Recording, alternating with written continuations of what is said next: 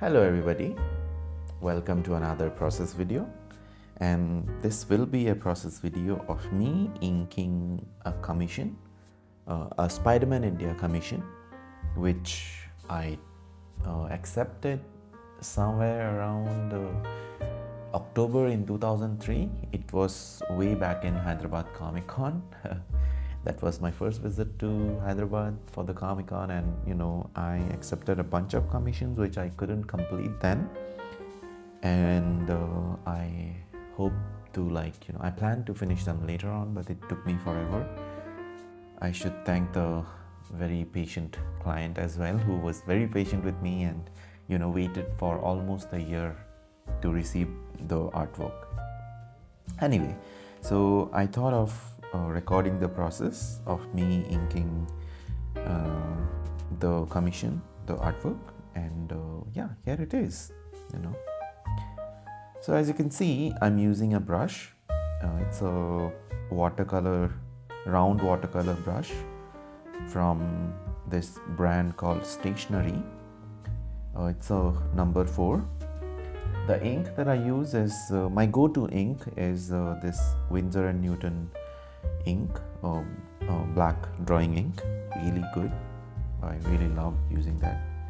So the reason, the number 4 round watercolor brush for me is my favorite, because I feel it can give you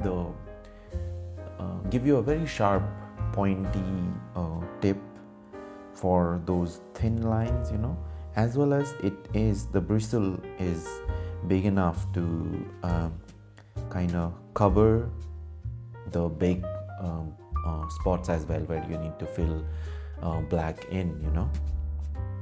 Anyway, so this is, I'm doing this voiceover after I have recorded the video, obviously. So I will keep talking wherever I feel like there's some insight that I could share, and the rest of the parts I will just fast forward. So please be patient with me.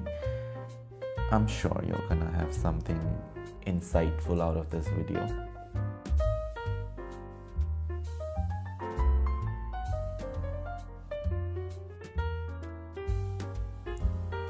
So as you can see that I start by inking the contour lines.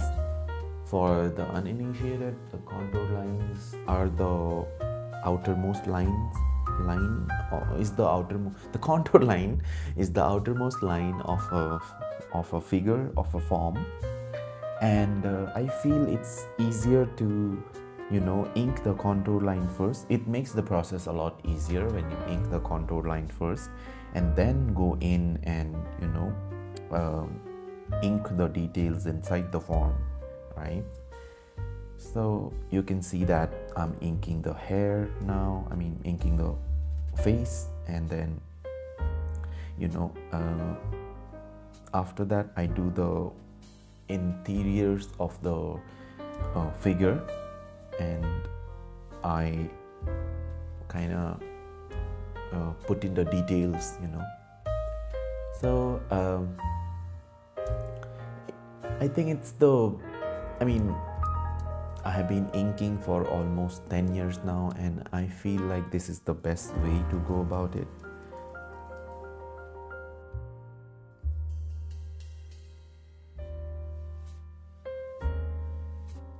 And one more thing to keep in mind when inking the contours is the weight of the material, right? So when you are inking heavy stuff, suppose a rock or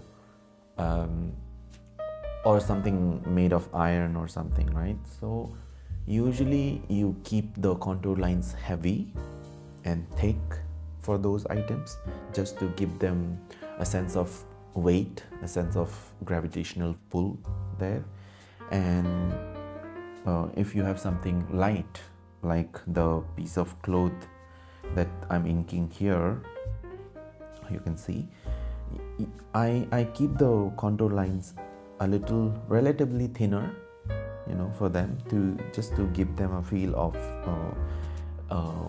like lightness, weightlessness, you can say. As the piece of cloth is flowing in the air, I'm inking it with kind of thin lines, I'm not putting in very thick lines there.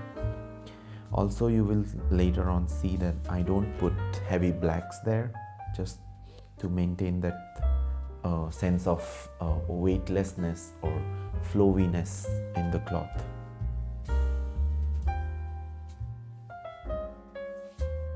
And now I'm inking the hair, which is my most favorite part of the human body to ink, and especially using a brush. I think whenever you're inking hair, you should always use the brush, because it's so much fun. You can give it a sense of, you don't need to ink individual strands, when you're inking hair, but then still you can have like the very thin lines and very thick lines as well, and you can put in the heavy blacks as well, So I think it's so much fun to ink hair using a brush. Do try that if you haven't already.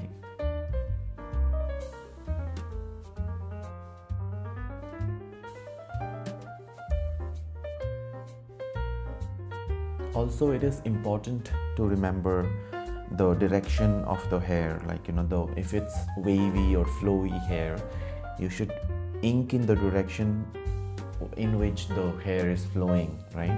As you can see, the hair is flowing, or Pavitra's hair is flowing in the right direction here, so I usually kept my strokes in that direction.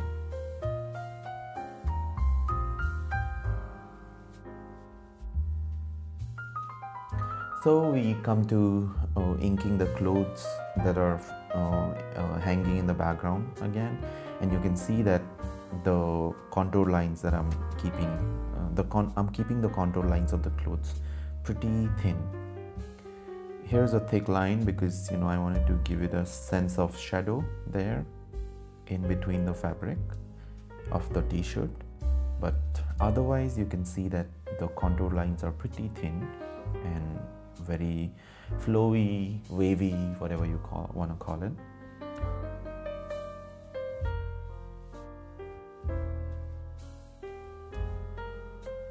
And now we come to the interesting part, one of my favorite parts to ink, actually, part of inking, to put in heavy blacks. You can see, the light is coming from the left side or behind Pavitra. So this part of the wall, this part of the railing, you can say, is gonna be shrouded in shadows. So I'm putting down heavy blacks according to the form. It's always fun to, just blacken out something. So, and even for the lines, because I want to keep even though it's concrete or it's wood, it's still something made of organic matter, right? It's not something made of iron or something. So I wanted to give it a organic feeling. That's why I'm not using any ruler or anything to ink the lines. I'm putting down some dry brush effect there. If you don't know how to put, use the dry brush effect, it's basically when the ink is starting to run out of your bristle, the hair of the brush. That's when it starts to give this very dry texture. It's very useful when you're trying to create transitions, black to white or white to black, something like that, or if you want to show some sort of texture like I'm using here.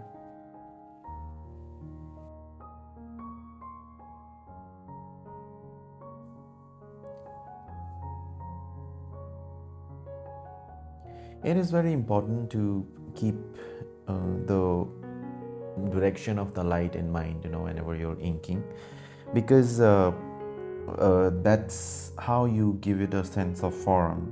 That's how your forms, the drawings end up getting that 3D sense of 3Dness, so to say.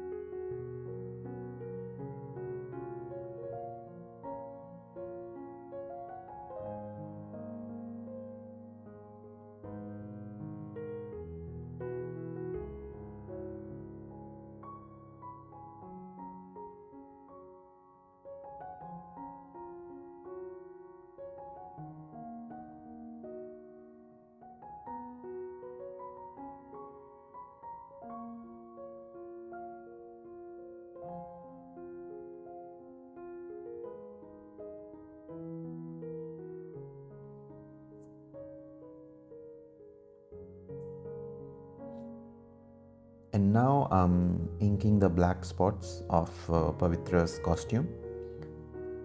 I have kept all the tiny lines, minute details for the last part, for the finishing, part, you can see.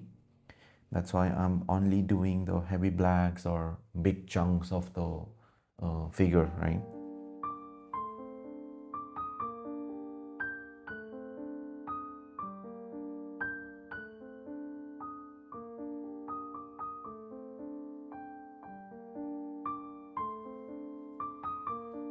And now that we are almost done with the big chunks of the overall drawing, see, I'm using a Tombow brush pen now.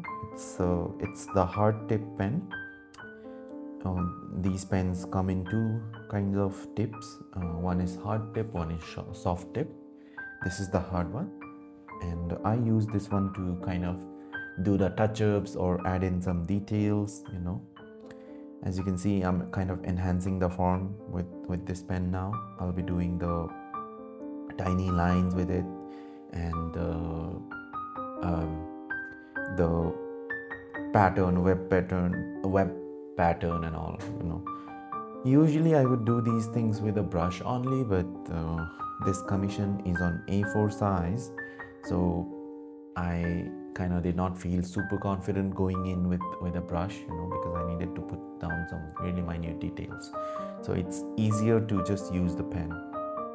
You can see I'm doing the lines, you know.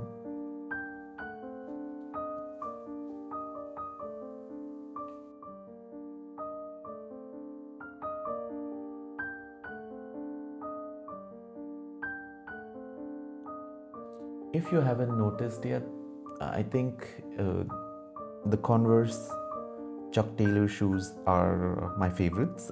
I love wearing them, I love drawing them, you know, and they are kind of a recurring element in a lot of my drawings. That's why when I was designing Pavitra, I wanted to give him something trendy as well, right? And these shoes, I feel they are timeless, you know, they have been around for a long time now, but they still feel fresh and fashionable and trendy. So, you know, I love drawing them.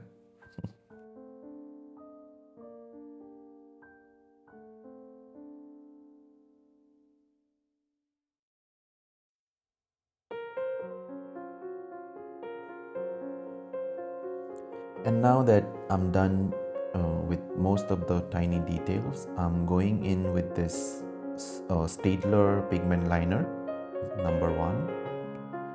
So this pen I use mostly for lines which are not supposed to have any thickness or thinness, mostly, you know. These are mostly, I use these pens mostly for uniform lines where I need only one flat line, so to say.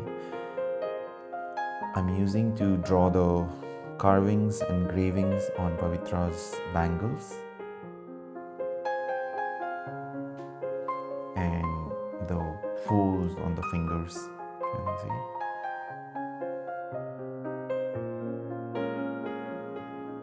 And now I'm using a thicker pen, a fine liner pen, to draw his web patterns. again, I'm using this pen because I don't need any versatility or thickness or thinness in the lines, right? So because these lines are not organic, these are supposed to be tailored, so they don't have any character in themselves. They're supposed to be just a dead or flat line, right? That's why I'm using this pigment liner or fine liner.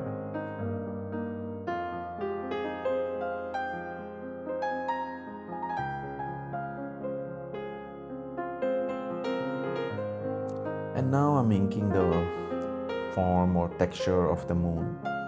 I feel having a moon in the background instantly brings your character to focus. As you can see, whenever you look at this artwork, your eyes would directly move on to Pavitra's face because of the moon, at least according to me. Now I'm drawing the clips, cloth clips.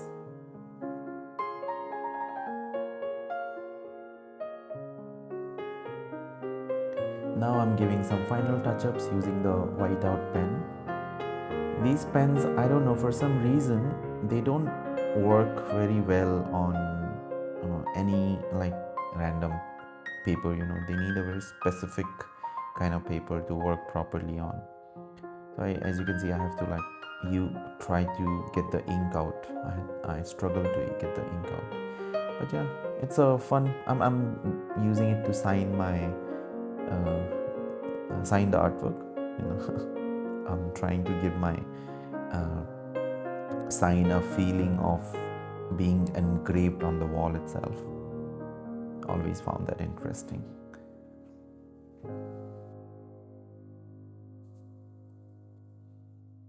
And now that we are almost done with everything, it's time to erase the pencil residue.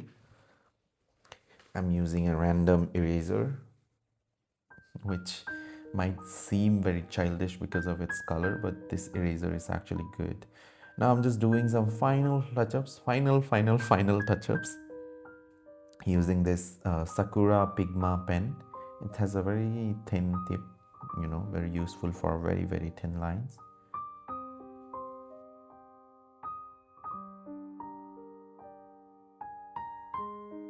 And now I'm using a micron pen with a flat chiseled tip to draw the border.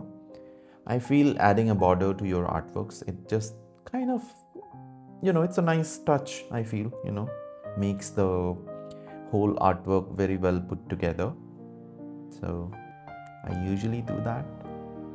Kind of adds a nice framing to the whole thing.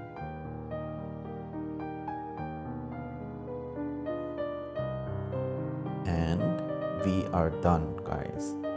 Here is the final thing. I'm giving you a closer, nicer look to the whole thing. Thank you so much for being here and listening to me and for your continuous support. I hope this video was useful and insightful. Thank you.